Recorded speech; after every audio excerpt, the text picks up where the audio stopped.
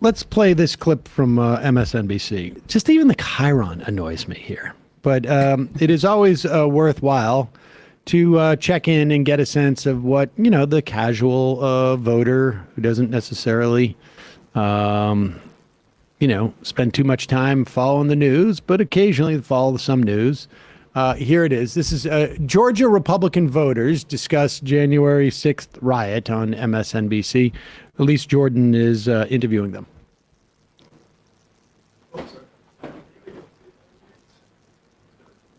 Clean up the mess. There was a lot of bad stuff that happened that day. I agree, but I believe that the portion of people that were troublemakers is very small. Number two, how many of those troublemakers were actually Antifa or intentional? Exactly. That's what I wanted to ask. Troublemakers. Exactly. Pause it for 1 second. Pause it for 1 second. Okay, just so I just want to be clear here.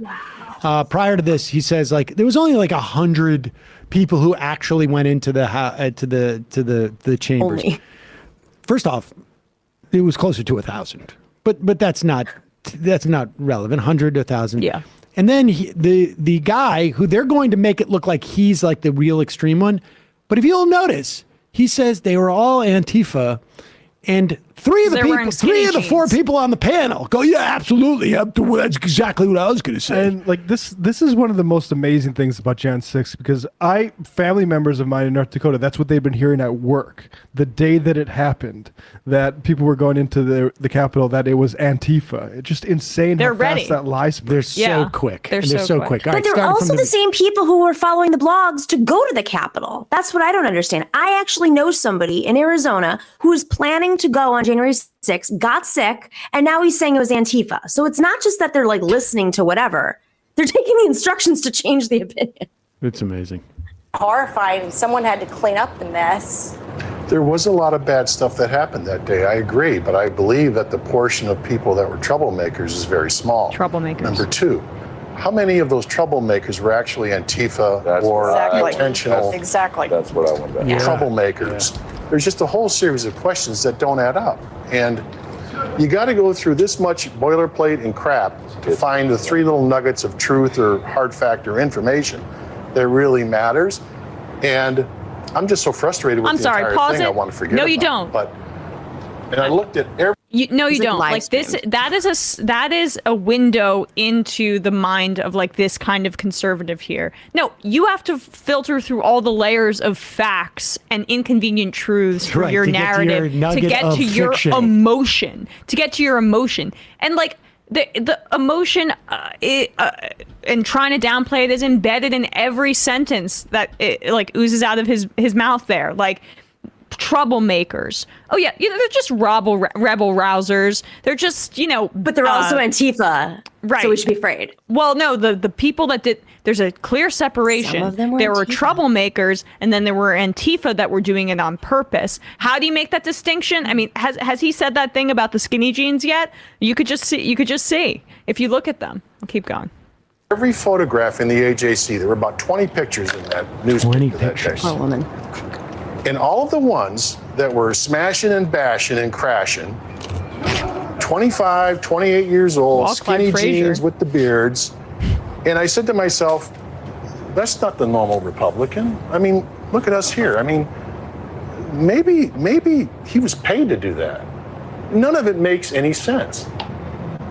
And when you read about, Ray Epps being at the one gate that fell first, when you read about Pause the it. Molotov Pause it for a second. Ray Epps was the guy for a long time, and even got even the Substack crew were like, "What about Ray Epps?" The supposed FBI informant or FBI. Yeah. This is remember, we're not that far away from these are all FBI plants and informants and this and that. And then Ray Epps was just he himself and his lawyer were no, just a dude who went there because, trying to save the country from But wait, why would he want to overturn the election results? Why would Antifa want to? This is what I don't understand. Well, it's a false flag. False flag. Don't you get I that? get it. No, you don't I'm get it. just You don't get saying. it. You're just immersed in No, your I do get it. I have family members. You're immersed in your whole thing. You don't get the false flag that's going on. It's been done before. You're rising Everybody and knows it. surprising. You're smashing and crashing. Smashing and crashing. Skinny jeans. Skinny jeans. Come on. Do you own a Has he pair been of to skinny Austin? jeans? Do you? You know what's Do you? awesome about Antifa? We know you do. What's awesome about Antifa is that they are smart enough to infiltrate a Republican rally, a peaceful Republican rally, smart enough to instigate and usher people in. Yeah.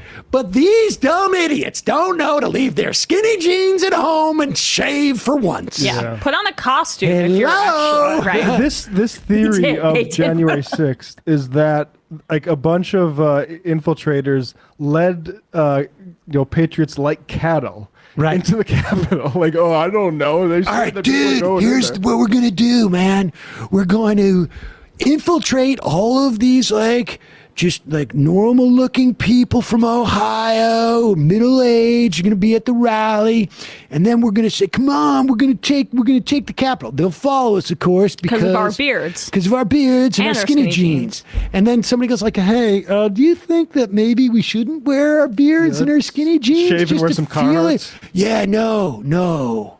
Because we got to signal to the other Antifa people that How we're else will there. they know that we're the guys on the Antifa side? Because we have to set up strategically at different points throughout the Capitol. Now listen, once we get in, just try and commingle with the other people when you start doing your bashing and your crashing, okay? All right, great. Let's do it. All right, and at the last point before we go back to this, the narcissism of conservative aggrievement will never cease to amaze me. He really thinks that he's got the code cracked, right? You have to get through all the layers of bullshit.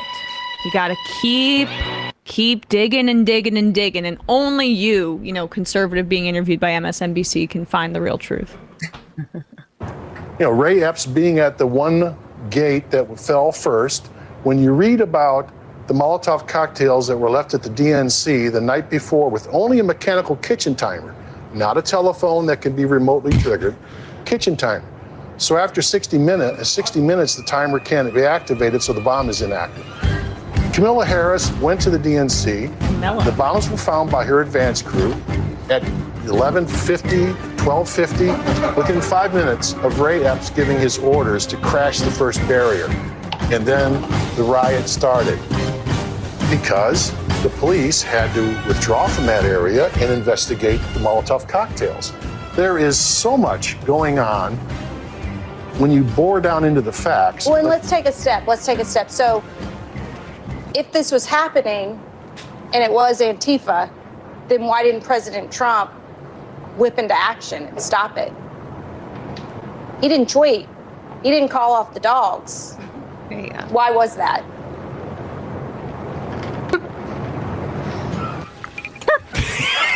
Cable news equals politics.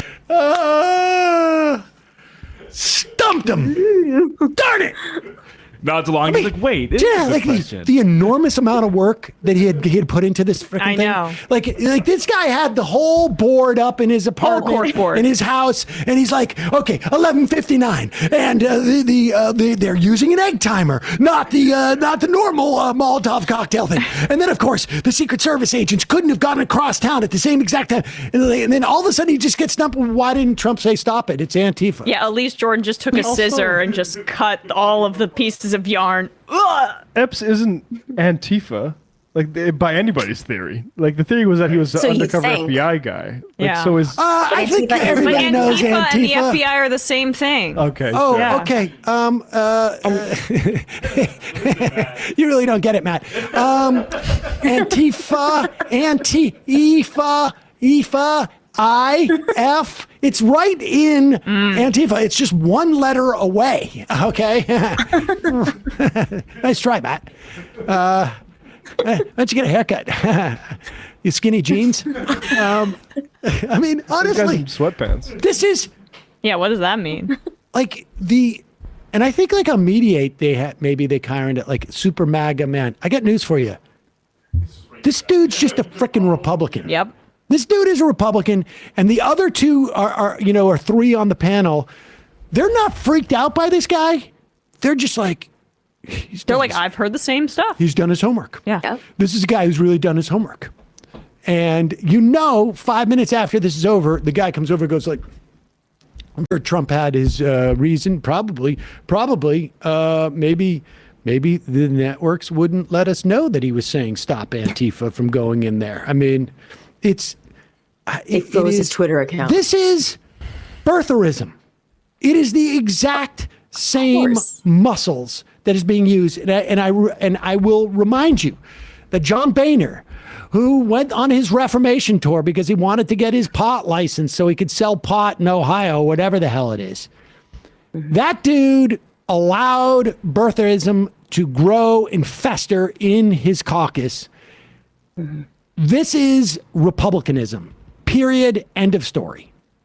They are lunatics. Their muscle memory, whatever, in their brains, this is what they're set up to do. And I guarantee you, like, it's just going to get crazier and crazier and crazier. This is not going away. Turns out Joe Biden was wrong. Did not go away. Fever did not break. The fever did not break. Nuts. Absolutely nuts. All right, should we look at something lighter? Yeah. Oh, God.